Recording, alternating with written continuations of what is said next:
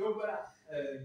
Mais dans tout ça, ce qui est important, c'est que les provinces du Sud, en complément de ce que le Maroc a développé pendant ces 25 ans, ce que j'évoquais là, les provinces du Sud ont démontré qu'en complément de l'ensemble du Maroc, il y avait une capacité d'un nouveau regard que l'on pouvait poser sur le Maroc en général et particulièrement sur les provinces du Sud. Et là où on le voit le mieux, c'est dans le domaine économique et par rapport aux investisseurs. Et les investisseurs, au départ, étaient timides. Au début, investir, etc., c'était pas forcément évident. Il n'y avait que les plus fervents qui allaient se lancer. Mais ils ont commencé à s'y coller et actuellement, aussi bien pour le port de Darla Atlantique que pour de grandes opérations, les investisseurs viennent progressivement et ça c'est un gage de durée et de perspective en tant que tel. Et la toute dernière qu'on évoquait, c'est en matière d'infrastructure hydrogène, puisque vous savez que le Maroc est un producteur d'hydrogène et maîtrise cette capacité aussi. Eh bien, le contrat a été signé avec H2O Global Energy, qui est un grand dans le domaine et qui fait que le développement que ça va produire pour des voitures à base d'hydrogène, comme celle que nous voyons là, que ça va permettre que le Maroc va se positionner sur la scène mondiale comme producteur d'hydrogène de façon incontournable. Et donc, voilà, c'est une énergie nouvelle, il n'y a peut-être pas de pétrole, il y a des idées et il y a surtout des actions dans différents domaines comme celui-là. Donc, vous m'avez demandé d'être synthétique, donc je ne vais pas aller, on va échanger, c'est ça qui est important. Je voudrais juste peut-être pour terminer mes propos, dire que si tout ça est possible, et ça je l'ai bien vu et vécu auprès des Marocains du monde que je côtoie un peu partout en Europe, il y a une grande diversité entre le nord et le sud, entre les pratiques, les cultures, etc. J'ai presque envie de dire des écarts importants, plus importants que ce que l'on connaît en Suisse. On a des écarts en Suisse et à l'extérieur, on est tous d'accord entre nous. Hein. Alors à l'intérieur, si on peut critiquer les gens du Valais ou les gens des Grisons, on n'hésite pas, on ne se fait pas de cadeaux sur leur lenteur, etc. Il y a des choses tout bêtes, je fais juste une parenthèse, mais ça fait sourire. Si vous avez à Berne une multiplicité de représentants des différents cantons qui travaillent, eh bien, vous avez une course permanente tous les matins entre ceux qui sont romans d'origine, ceux qui sont germaniques d'origine, voire italiophones, pour savoir qui arrive le premier. Les germaniques veulent toujours être le premier, donc ils arrivent à 7 h le matin au travail, mais c'est un critère incroyable. C'est-à-dire que si vous ne le vivez pas, vous vous dites, c'est pas possible, il raconte une blague. Je vous assure que c'est ça. Je reviens à ici et je crois que pour dire que vous avez à mon sens au moins 3 atouts, il y en a plusieurs, mais 3 atouts importants qui permettent de supporter, qui permettent de faire face aux défis de l'humanité que l'on connaît tous dans les différents pays. Le premier, c'est, je le disais, c'était l'atout démographique. L'atout démographique parce que vous avez cette chance d'avoir une population de jeunes de moins de 25 ans qui est à 30% de la population générale, ce que d'autres pays n'ont pas. Si cet atout est bien géré sur la durée, ça ouvre les portes et les perspectives d'avenir de façon importante. Ce qui n'est pas le cas. En Europe, vous savez, c'est juste l'inverse. L'atout, c'est le vieillissement et c'est les pompes funèbres. En gros, c'est ça. Hein. C'est malheureux à dire, mais c'est une population vieillissante et un taux de renouvellement tellement faible que le problème de l'emploi se pose déjà et va s'accentuer dans les années à venir. Et ça, c'est un atout démographique. C'est un atout plus simple.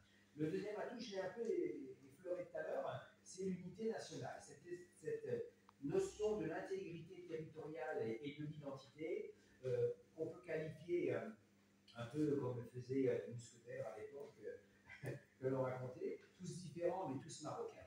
Je veux dire que quand j'ai été à la Lune, lorsque on est ici, on est à Tanger, que l'on rencontre un de vos compatriotes, il est marocain, il est à Tanger, la question ne se pose pas.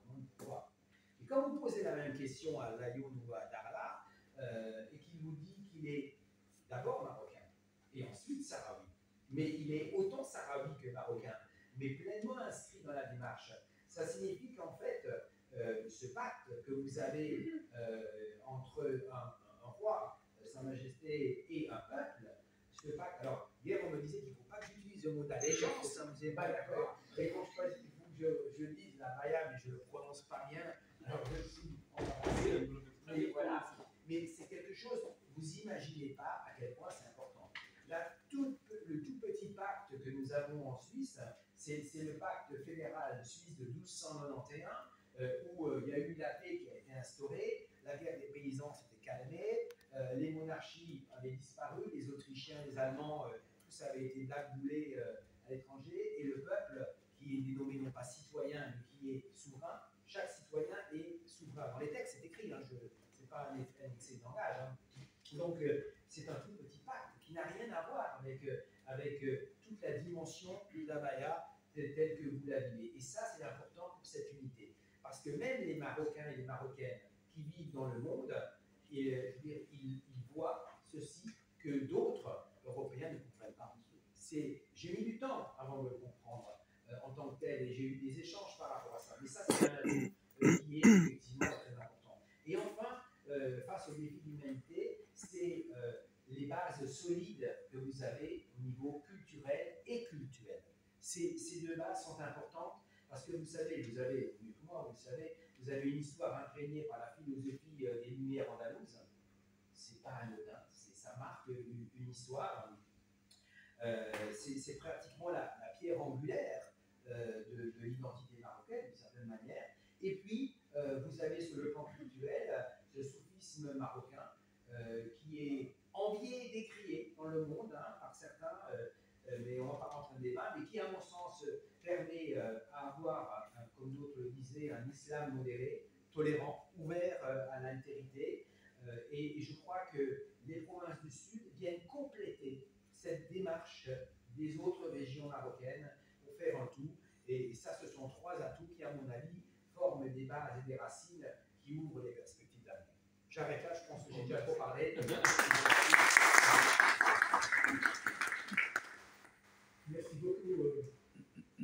Jean-Marie Hay, pour ce propos clair, net et précis, et qui, bien entendu, nous donne une idée aussi globale, aussi générale que possible de cette image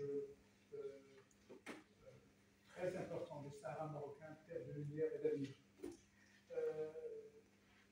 Je réserverai mes réactions dans un petit moment, mais si vous permettez, nous allons ouvrir le débat. J'ai le plaisir de reconnaître dans la salle à la fois mes collègues et des étudiants, des amis de la fac, de notre faculté.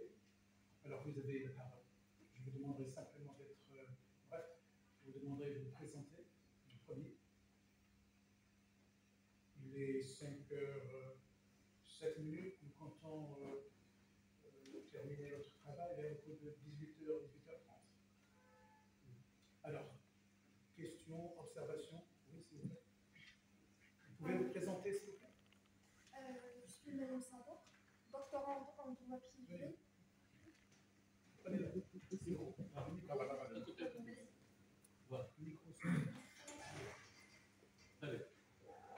Merci, je suis Madame Savon, doctorante en troisième année en droit privé au sein de la faculté des sciences juridiques chrétiennes. Alors, je vous remercie infiniment pour votre intervention enrichissante et pertinente. Et en tant que suiveur de la question du Sahara, il est indéniable que le Maroc a déployé des efforts considérables pour le renforcement de son unité géographique et la défense de sa souveraineté au niveau du territoire marocain. Toutefois, il y a une question qui me tarde d'esprit en ce moment. Est-ce que le changement des positions au niveau international, notamment la position des États influents, pourrait affecter le plan d'autonomie marocain, malgré les avancées réalisées dans ce sens? Merci beaucoup.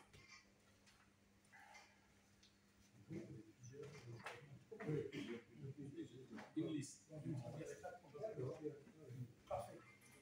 Oui, alors, en note, moi aussi. Question. Alors, on attend attendant, rester, en attendant, parce que c'est toujours le premier qui intervient, on attend le deuxième. Je vais juste rappeler quelque chose de très important que Jean-Marie a souligné, c'est la question de l'identité. Dernièrement, j'ai lu un rapport où il y avait eu une aberration concernant la question de l'identité et de la diversité culturelle. Et dans ce rapport, j'ai trouvé que le Maroc dispose d'une identité plurielle. Non, il y a l'identité marocaine et une diversité culturelle. Et ça a été rappelé très bien. D'accord. Donc il ne faut pas tomber sur la question de l'identité et dire que le Maroc dispose d'identité. Non, il y a une seule identité, c'est l'identité marocaine, qui a été très bien rappelée par le facteur et culturel et culturel. D'accord. Bon.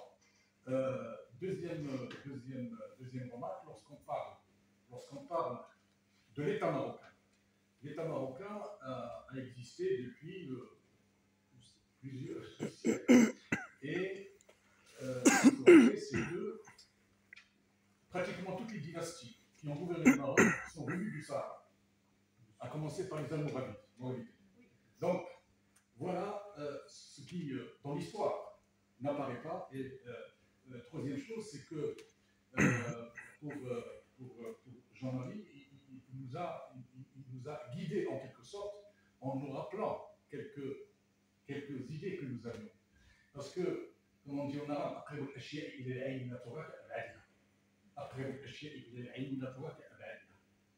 mais l'observateur étranger, il a un regard qui nous rappelle certaines choses que pour nous, ça, est évidente. Et ça m'a rappelé, je l'ai raconté à Jean-Marie hier, ça m'a rappelé une fois, j'étais en France et en rentrant, il y avait un Français avec moi, il me dit je là-bas, les femmes avec la là-bas. Et bien sûr, et il m'a dit c'est quoi ça? Je dis c'est la là-bas. Il dit d'accord, là-bas, c'est capuchon, d'accord. Et ces oreilles d'éléphant, ils servent à quoi? Pour l'autre, il ne pose jamais la question. Moi, je ne pas. Les oreilles d'éléphant, à quoi ça sert? Ouais. Donc, voilà. Donc, je remercie encore une fois de nous avoir justement incité à réfléchir sur cette question. Oui. Vous vous présentez, s'il vous plaît. Merci, Monsieur le Président. On est sur présentation à l'ordre sur la question. Et auteur d'un dernier ouvrage, et j'aimerais bien aussi un peu partager avec notre professeur Jean-Marie Hay, et je le félicite d'abord pour ce succès, cet aboutissement de ce nouveau-né éditorial sur une question qui nous est chère en tant que chercheurs et chercheuses de cette honorable faculté. Si vous permettez, Monsieur le Président, ça rebondit un peu par rapport à la question de ma collègue, et ça va avec les outputs de ma conclusion sur un dernier article paru au niveau d'une revue nationale marocaine qui était « N'est-il pas plausible, au regard de la géopolitique contemporaine, notamment les accords d'Abraham, notamment les aboutissements de ce qu'on appelle la politique africaine du Maroc, notamment l'initiative, vous avez bien présenté le port de Dakhla Atlantique, avec le désenclavement de la région du Sahel, et qui dit beaucoup de choses pour les géopolitologues, ce qu'on appelle le désenclavement au sens de la sous-région sahélo-saharienne, qui dit beaucoup de choses pour les notions de souveraineté. Est-ce que vous n'attendez pas, professeur Hayt, à ce qu'on appelle un game over, dans cette année de 2025, surtout à l'aune d'un seul paramètre géopolitique, qui est l'effet Trump, sachant que l'effet Trump va y eu un premier épisode en 2020 qui était la souveraineté marocaine reconnue et consolidée par un décret présidentiel. Et ne serait-ce que, peut-être considérant cet effet Trump, ne serait-il pas plausible de s'attendre à un game over à l'américaine? Et vous connaissez le porte-plume américain dans les Nations Unies, c'est très décisif et c'est très influent. Merci. Merci beaucoup. Oui. Bon. C'est le point. Vous voulez présenter? Oui. Merci. Prenez le micro. Merci, Monsieur le Président. Donc, Amal Esquiatos, je suis chercheur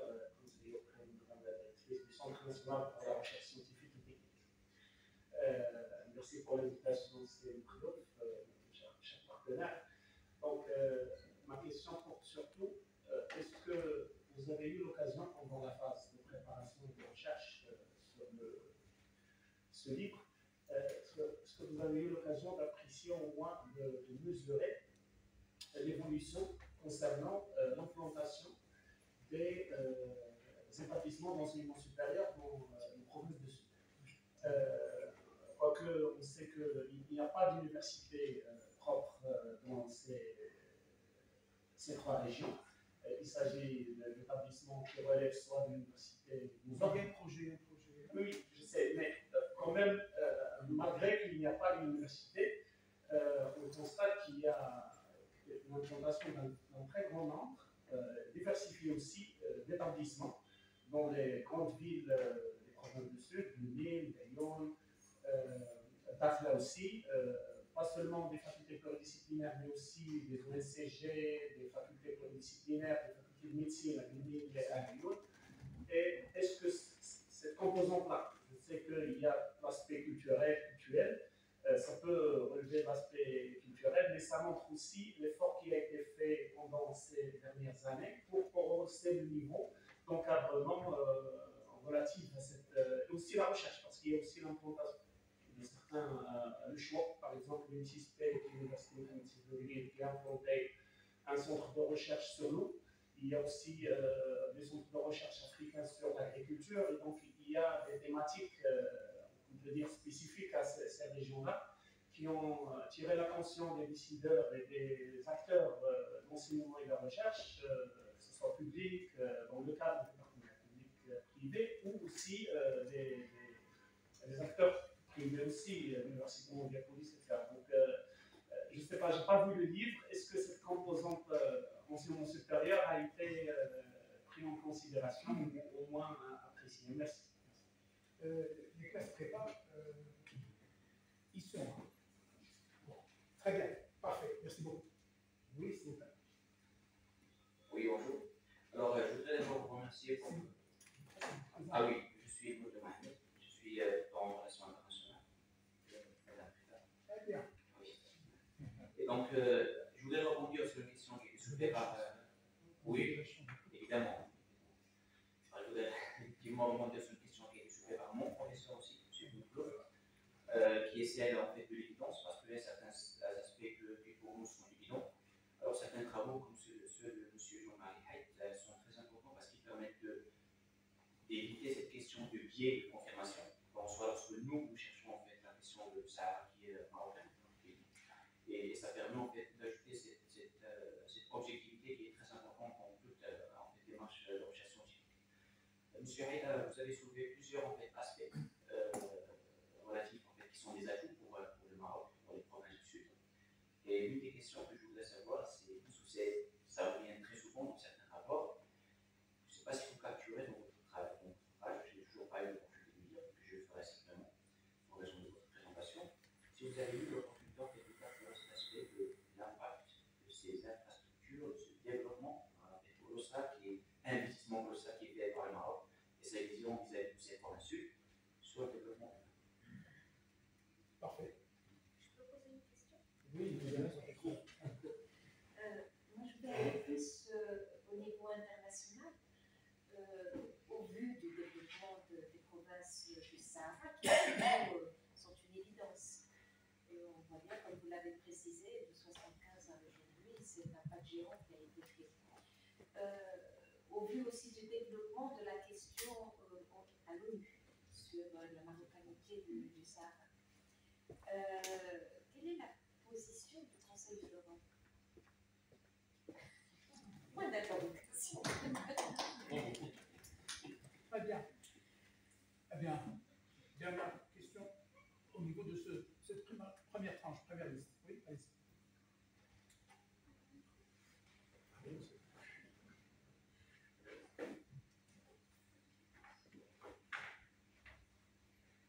Bonjour professeur, je vous remercie pour cet ouvrage. C'est un honneur pour nous d'avoir un professeur comme vous qui a fait une étude sur le Sahara. En fait, ma question c'est, je veux savoir. Vous êtes présentée, madame? Oui, je suis Ibtissam Raïch, je suis